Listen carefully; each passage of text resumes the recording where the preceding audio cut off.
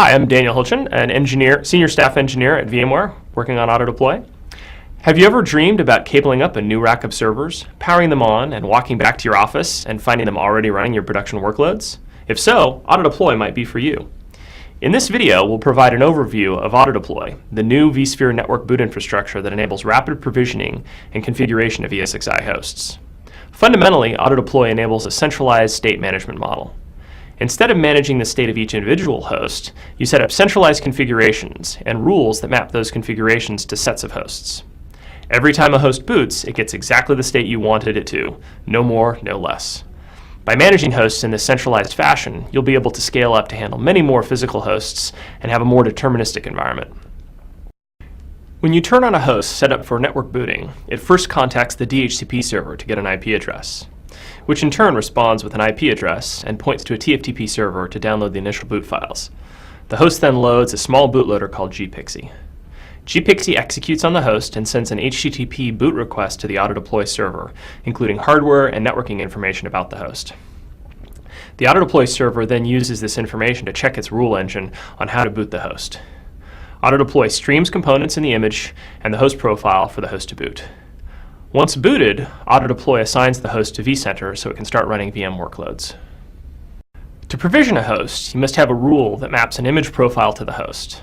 The image profile describes the complete set of software packages for the host. Rules identify the target host using hardware or networking information gathered by gPXE during boot up. Examples are things like subnet, MAC address, server vendor, or model information.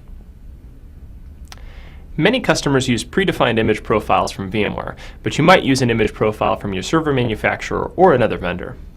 Auto-deploy can retrieve image profiles from an online depot or offline depot, which is a local zip file.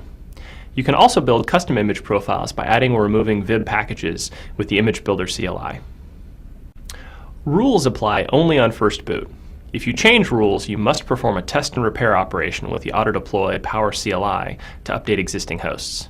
This prevents accidental changes to running hosts when you update your rules. You can optionally use an auto-deploy rule to assign hosts to vCenter inventory locations, such as a folder or cluster. You can then make changes to the cluster settings in vCenter to affect all the hosts in the cluster.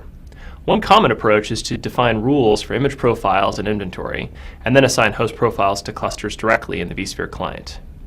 You can also use auto-deploy rules to assign a host profile to each host directly.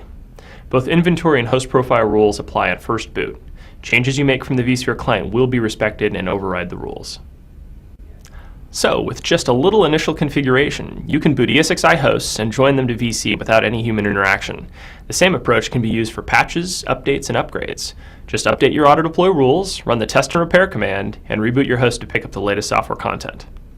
So if you'd like to learn more about auto-deploy and related technologies, such as host profiles and image builder, visit pubs.vmware.com. Thanks for watching.